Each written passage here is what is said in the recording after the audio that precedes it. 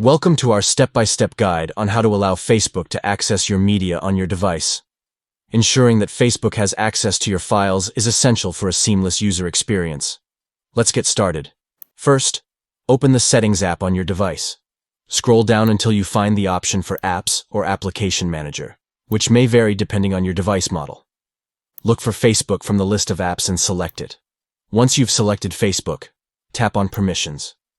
Here, you will see a list of permissions that Facebook has or doesn't have. Locate the option for Files and Media or Storage and toggle the switch to allow Facebook access to your files.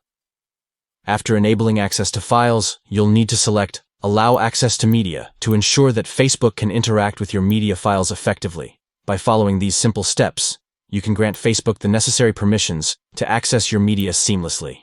Remember, allowing access to your files can enhance your user experience and enable you to share and interact with media on the platform effortlessly. Thank you for watching, and we hope this guide has been helpful in allowing Facebook to access your media on your device. Stay tuned for more useful tips and tutorials.